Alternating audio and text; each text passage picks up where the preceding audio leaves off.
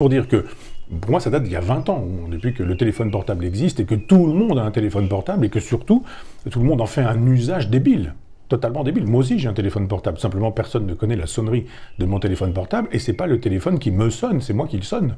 C'est-à-dire que quand j'ai décidé qu'on était en train de dîner, qu'on était en train de faire autre chose, je ne suis pas là en train de dire téléphone et je coupe la conversation. J'ai vu hier à la terrasse des cafés un nombre incroyable de jeunes qui fument, qui boivent en terrasse, mais qui sont en permanence avec leur téléphone portable.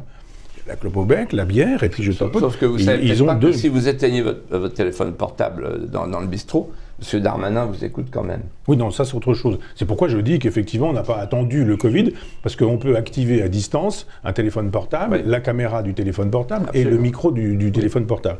Moyennant quoi, on peut aussi laisser le téléphone portable chez soi. Quand on sort en disant « mais non, ce soir, je suis je sais pas quoi, avec ma chérie, mon amoureuse, avec mes amis, avec eux. Et ce soir, c'est la fête de mes amis, c'est pas la fête de mon téléphone portable. » Mon vieux maître Gerfagnon me recevait de temps en temps chez lui, alors c'était l'époque du vieux téléphone, et à un moment donné, ça sonne, et je dis bah, « je vous en prie, si vous voulez répondre. » Il dit « enfin, vous n'y pensez pas, vous avez fait le déplacement jusque chez moi, donc ces gens-là rappelleront. » Et il me dit, ma fille m'a acheté un répondeur téléphonique, mais il est dans le grenier, je ne suis pas l'esclave de cet instrument.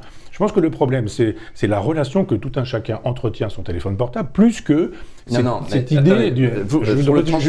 Oui, non, mais... Alors, il y a une ligne de fracture. Juste aller jusqu'au bout, en disant que c'est une chose que d'avoir un téléphone portable dont on peut se défaire, on peut même franchement s'en défaire en disant, 1, je n'en ai pas, 2, je le jette, 3, je ne le porte pas sur moi en permanence, 4, que les gens le sachent, s'ils veulent ne pas être espionnés, ils peuvent mettre leur téléphone portable dans le frigo. D'accord, sauf que vous ne pourrez plus aller, par exemple, voir une ciné-chénie, si vous n'avez pas votre téléphone portable avec le pass sanitaire. Voilà. Et là, vous aurez une hôtesse qui vous contrôlera, qui dit « Oh, mais vous avez le Covid !» Jusqu'au bout, parce que c'est difficile sinon. Ça, c'est une chose. La deuxième chose est d'être pucé. C'est pas du tout la même chose. Ah, voilà, c'est ce que fait Elon Musk, vous avez raison de le citer. Cette idée de dire, c'est une petite incision dans le cerveau, dans le cuir chevelu, puis après, sous la boîte crânienne, et puis on met aujourd'hui des puces, etc., qui sont capables de saisir les impulsions électroniques, enfin les impulsions électriques, pardon. Alors complètement, vous me rassurez. Donc c'est pas du tout la même chose. C'est-à-dire entre une prothèse dont on peut se défaire et une prothèse obligatoire, c'est pas du tout la même chose.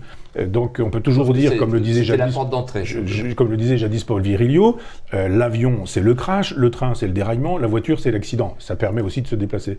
Donc il y a effectivement des choses qui sont terribles dans leurs usages, mais pas dans leur fonction. Le téléphone portable, c'est formidable, mais c'est un certain usage qui est catastrophique. Oui, l'idée d'avoir un passeport sanitaire, je trouve étonnant qu'un certain nombre de gens, ceux qui sont souvent très répressifs et contre la racaille, etc., se comportent comme des racailles, en disant « pas de masque, je change la Philippot », ou des gens comme ça, qui ont activé d'ailleurs une campagne contre moi sur le net, quand j'ai fait savoir effectivement que j'étais pour le pass sanitaire, en disant « mais vous avez bien sûr le droit de contaminer les gens, il n'y a aucun problème, vous pouvez aussi, quand vous avez le sida, avoir des rapports sexuels avec des gens non protégés, c'est un droit, allez-y, et estimer qu'effectivement, vous avez une jeune fille qui vous plaît, vous avez le droit de la violer. » Mais cette façon de concevoir que le droit de nuire est un droit me sidère. Donc je dis, vous avez le droit de ne pas vous faire vacciner, c'est entendu. Dans une autre époque, ne pas se faire vacciner, on serait passé pour un fou. Vous avez le droit de ne pas vous faire vacciner. Mais la société a le droit de dire, mais puisque vous ne voulez pas protéger les autres, la société va se protéger de vous.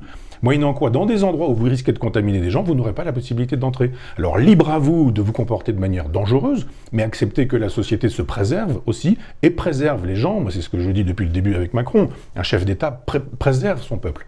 Il n'expose pas son peuple. Et cette idée qu'on devrait pouvoir exposer le peuple, si on roule sur la route à moins de 130, enfin à 130 sur une autoroute, c'est exactement la même chose. On ne va pas dire, mais enfin, ma liberté, j'ai bien la liberté, j'ai une voiture qui roule à 250, j'ai bien le droit de rouler, et puis j'ai bien le droit de rouler ivre-mort, et puis j'ai bien le droit de rouler c'est ce que vous reproche, Michel, c'est ce que vous reproche certaines personnes dont on a lu les commentaires, ils disent, mais Michel Onfray, que l'on pensait comme étant assez proche des libertés, finalement, peut être liberticide. Non, parce que les libertés chez ces gens-là, c'est le pouvoir de nuire. Il n'y a pas de liberté de violer, il n'y a pas de liberté de voler, il n'y a pas de liberté, même pour moi, d'insulter, il n'y a pas de liberté de conduire ivre-mort, il n'y a pas de liberté de couper la tête des gens, il n'y a pas de liberté de dire que les chambres à gaz n'ont pas existé ou je ne sais pas quoi. Il y a un moment donné où la liberté, c'est pas la licence. Les gens ont l'impression, parce que c'est quand même sidérant, mais au XVIIIe siècle, quand il était question de liberté, eh ben, c'était la liberté de Rousseau, c'était la liberté de Voltaire, c'était la liberté de Montesquieu, et on se battait là-dessus. Est-ce que l'obéissance à la loi qu'on s'est prescrite est liberté, comme le dit Rousseau? Est-ce que la liberté, c'est la possibilité, etc., etc. Hier, qu'est-ce que j'ai vu en terrasse? Des gens qui disaient, moi, ma liberté, c'est quoi? C'est de boire des coups? C'est de me faire une toile? C'est de prendre une bière? C'est de fumer en terrasse? C'est ça la liberté aujourd'hui? Et de dire, ah non, moi je suis là, je vais rester là 3 heures de toute façon, je suis là depuis 4 heures, c'est possible jusqu'à 21h, vous, ah ben non, il n'y a pas de place pour vous, ça fume, c'est pas ça la liberté. Je crois que les gens confondent aujourd'hui liberté et licence. On n'aura pas chez moi un défenseur de la licence, on aura chez moi un défenseur de la liberté. Les gens qui estiment que le pouvoir de nuire, c'est une liberté, et qui estiment que quand je dis non, le pouvoir de nuire n'est pas un pouvoir, et c'est du moins pas une liberté, qui estiment que je suis liberticide, ils ont le droit, simplement, je pense qu'il y a une confusion mentale chez ces gens-là, qui estiment que la liberté, c'est la possibilité qu'ils avaient quand ils étaient enfants, de pouvoir manger tous les bonbons de la boulangerie, de pouvoir avoir tous les jouets du magasin en disant « mais c'est ma liberté, j'y ai bien le droit ». C'est une pensée d'enfant roi. C'est une